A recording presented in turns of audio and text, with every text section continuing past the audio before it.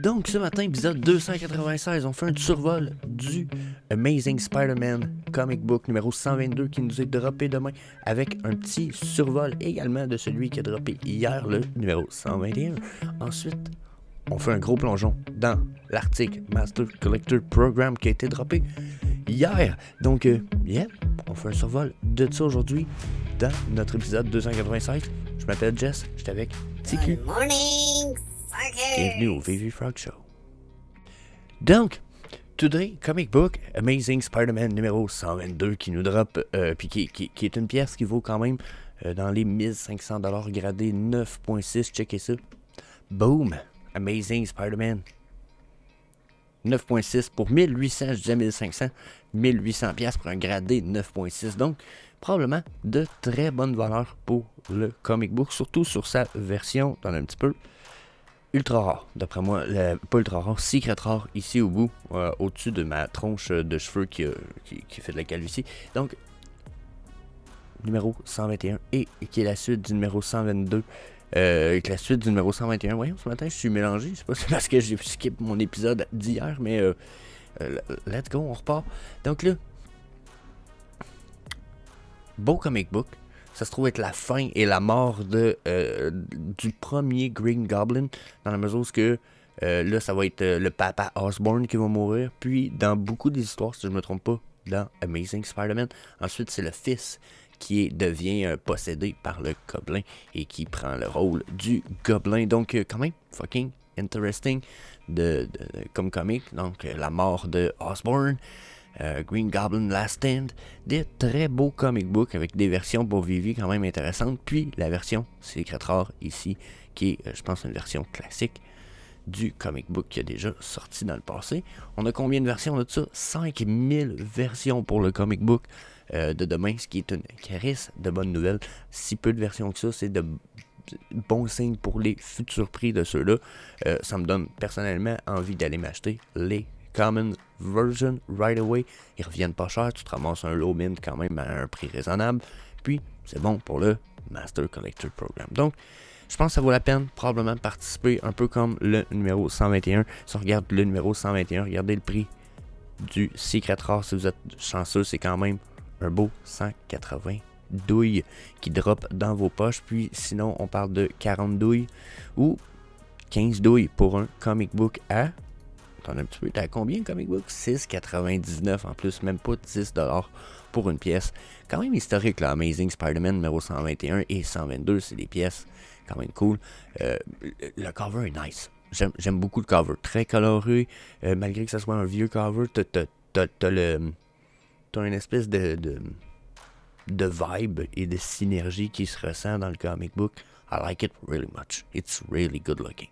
So, yeah, good news. Good news. So, that's it. On fait le tour du comic book. On va aller faire le tour Master Collector Program. Les zigotos, t'en as un peu un switch. Drette que là. Donc, le Master Collector Program, on a fait le tour de ça un peu ce matin à gang. Puis, Toujours aucun développement, juste des promesses. Encore. c'est ça. C'est un peu comme du... j'ai l'impression qu'ils nous ont remarché du stock un peu qu'on avait, puis qu'ils nous l'ont redonné un peu avec une nouvelle vibe de hashtag soon. Ouais, c'est décevant en tabarnak, pis t'es patient en esti. Tu sais, on était supposé avoir le Viviverse aussi, on n'a pas eu de nouvelles, fait que là... Ah, c'est décevant. Sérieux, là? C'est ça, déception. J'attends plus, mais je suis quand même fucking excited là. C'est une bonne nouvelle. Master Collector Program se précise, puis on a des points qui sont précisés. On fait le tour de ceux-ci. Donc, tout le monde va être automatiquement enrolled dans le Master Collector Program qui vont inclure maintenant des levels. Ben maintenant, ça a pas mal tout le temps été depuis les derniers développements. Des levels et des ranks. Donc les levels vont aller de 0 à 100. Puis vont... attendez un petit peu si je me trompe pas de place. Allez, non, on y est, ce sera pas long. Donc, vont aller de 1 à 100 et vont dépendre du nombre de Master Collector Points que vous allez reçu dans le temps. Et non le nombre de points que vous allez accumuler. Donc là, chose importante, Ici, le nombre de points, exemple, pour être level 5, vous n'avez pas besoin de garder vos 5 Master Collector Points dans votre, dans votre wallet de Omi. L'idée, c'est qu'à chaque fois que vous allez avoir au moins atteint ce threshold-là, vous allez avoir des niveaux. Ces niveaux-là ne peuvent pas être perdus. Donc, la personne qui a atteint 5000 Master Collector Points, même si elle les a toutes dépensés dans le futur pour une raison X, Y ou Z, garde son niveau 10 quand même. Donc ça, c'est pour les levels 1 à 100. Good. On va également avoir des ranks. Là, c'est là où ça risque d'être un petit peu différent. Les ranks puis les levels vont toutes les deux offrir des bonus et des avantages selon les niveaux de ceux-ci. Probablement accès à du burn, accès à des trucs comme ça. Ok, éventuellement, beaucoup d'avantages. Mais là, pour l'instant, on a les levels qui, eux autres, vont être stables, mais on va avoir les ranks qui risquent, eux, pour leur part, d'être moins stable un petit peu. Ça va dépendre beaucoup du nombre de points accumulés dans une journée et ça va vous classer selon le comparatif versus une autre personne. Donc si le plus grand collecteur de VV décide qu'il achète pour 100 collectibles de plus dans d'une journée, ben on est d'accord que son nombre de Master Collector Points va augmenter, donc son ranking va augmenter. Si c'est déjà le meilleur, ça va, ou si c'est pas le meilleur exemple, mais si une personne qui monte dans le rank, parce que là on les voit les ranks, exemple Starter, Bronze, etc. Bon, ben une personne qui serait Diamond 1, je pense que c'est ça, ouais, 20, 21, ouais, Diamond 1, puis qui achète assez pour venir clencher le Master Collector en place dans les ranks, ben il va devenir Master Collector Program, puis tout le monde en dessous va descendre probablement d'un rank. Donc si vous êtes style vous avez des points de rank pour être en Silver 1, puis que là, le nombre de points de Silver 1 augmente à cause que tout le monde dans les catégories au-delà ont de plus en plus de points. Mais là, vous allez descendre dans les rankings tranquillement. Donc, plus que le temps va passer, plus que les gens vont holder puis avoir des collections, plus que de monter dans ces rankings-là sur une base régulière, ce qui veut dire à tous les jours, va être difficile. Parce que les ranks vont être changeables sur une base régulière. Ça va changer selon le nombre de points que vous allez avoir chaque jour. Donc ça, important à prendre en note quand même, ça va être une espèce de game un peu plus. Parce que là, vous allez dire, ok, mais moi je vais acheter tel collectible parce qu'il va me donner tant de collectible points par jour. Puis là, ben, si j'en achète un uncommon ou une deuxième version, une copie, il va m'en donner 30% en moins. Puis, donc là, il va y avoir un paquet de calculs, plus du 30% en moins. Je sais pas c'est quoi les pourcentages. Je veux pas qu'on fasse le survol de tous les nombres de points par collectible type and rarity. Aujourd'hui, on fera pas ça.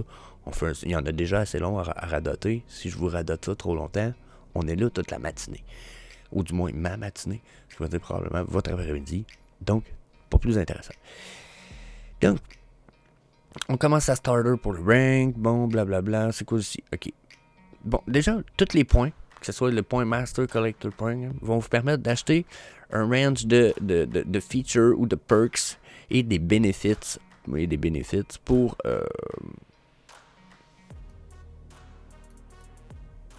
là, je comprends pas pourquoi il dit feature benefit beginning with additional. Ok, excusez.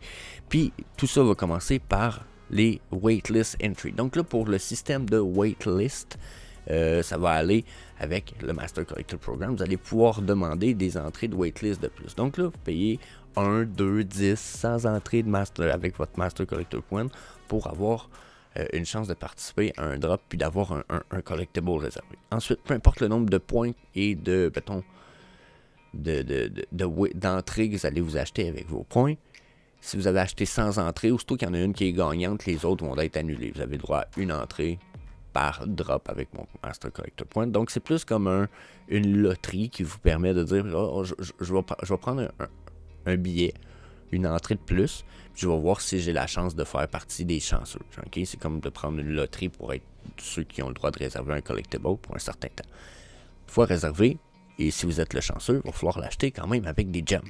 Okay? Ou éventuellement peut-être des Omi, mais avec des gems. Ensuite, ils disent quand le Master Collector Point Master Collector Program va expand, va grandir, évoluer, ça va aussi donner des features pour Vivi, par exemple le burning et le crafting. Donc là, je sais pas, crafting, ils s'en vont où avec ça? C'est nouveau ça, crafting. Je sais pas d'où ils s'en vont avec ça, pas en tout. Ça, c'est le petit côté où je suis un peu comme, oh yeah, ça pourrait être interesting. Donc là, burning, fuck yeah. Crafting, good news. puis les level rank privilege, puis Omi reward tier and more. Donc là, probablement qu'il va y avoir moyen de booster ces récompenses à chaque level ou à chaque rank avec les Omi. Ok, c'est ce qui semble être écrit ici. Puis il va y avoir d'autres possibilités. Donc là, déjà, accès à burning, crafting. Je sais pas c'est quoi crafting, ça m'écoeure un peu, j'ai hâte de savoir. Mais plus des privilèges et des bonus supplémentaires selon ce que vous avez à avoir stacké comme Omi peut-être. Donc là, ça pourrait être fucking interesting. Encore une fois, quand on commence à parler utility pour le Omi, on s'en va là. Booster vos récompenses de level pour le MCP, ça peut être nice. Imaginez que ça vous permet de gagner 10% de plus de Master Collector Points pour votre collection tous les jours, ou peu importe le nombre de Omi que vous allez avoir stake, ça pourrait être really nice. Ensuite, ils disent, en tant que collecteur, une fois que vous allez avoir atteint certains levels ou rank, peu importe que vous l'avez atteint, puis que le rank, vous allez l'avoir perdu probablement. Par la suite, ils disent que vous allez gagner accès à certains bénéfices de la plateforme qui vont être gated, nouveaux ou qui vont être introduits dans Vivi. Donc là, vendre vos points n'affecte pas votre level ou votre rank. Des points quand même très importants ici.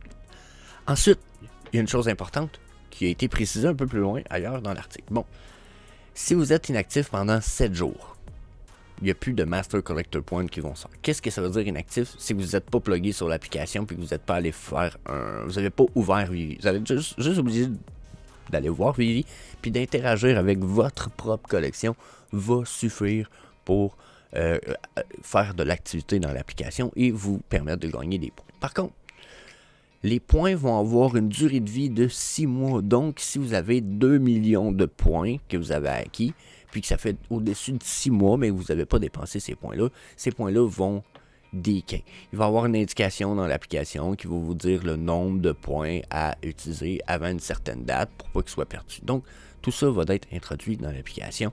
Quand je lis ça ici, surtout la parenthèse qui dit que le nombre de points qui va être destiné à être utilisé avant qu'ils expirent va être indiqué dans l'application. Ça sonne très Mitch a pensé à son affaire. Fucking nice news. C'est un peu comme Chris.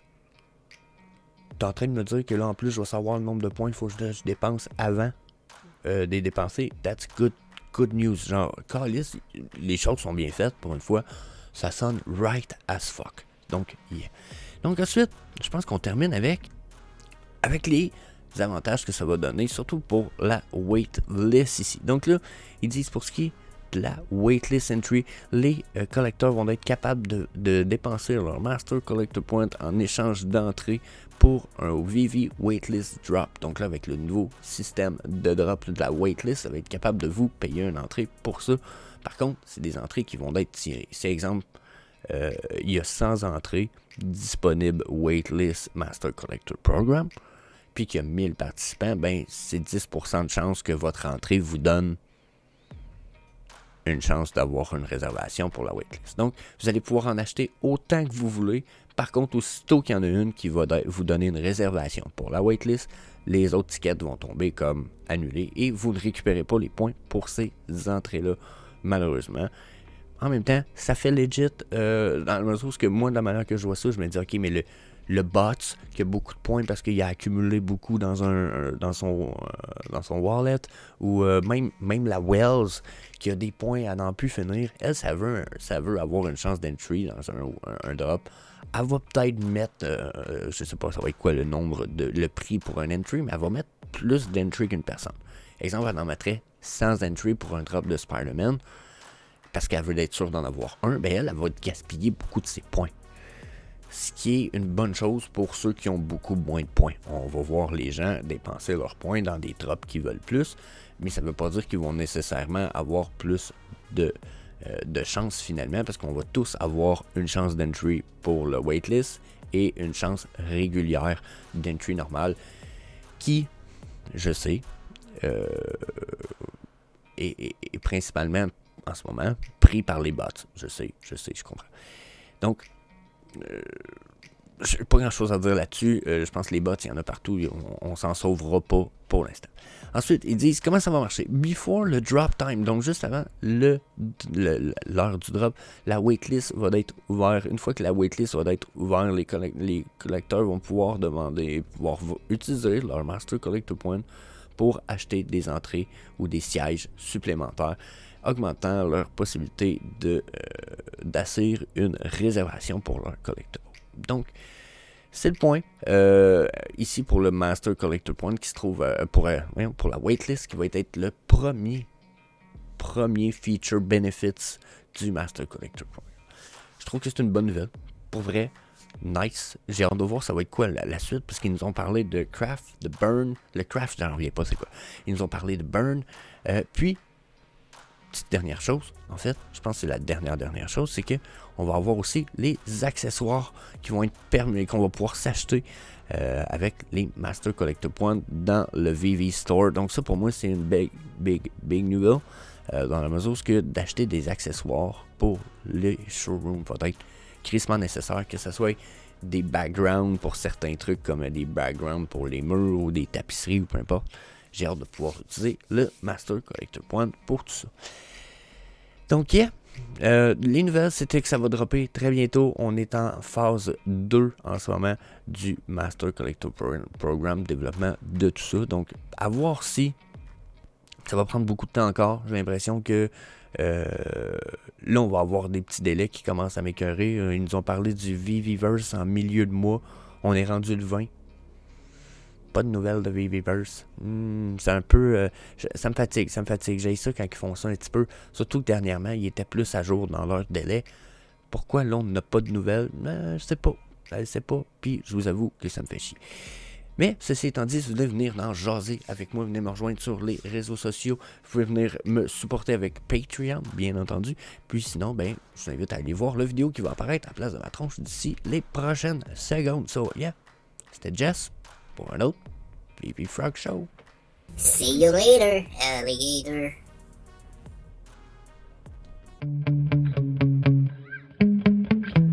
Yeah. Sometimes I get so mad, there's no controlling me. My thoughts get so bad, I'm like, I might grab a bat, I don't know. My wrath, my blood boils over like, oh God, here goes. I lost all feeling from my head to my toes. You said some shit that I can't let go, so just stay tuned.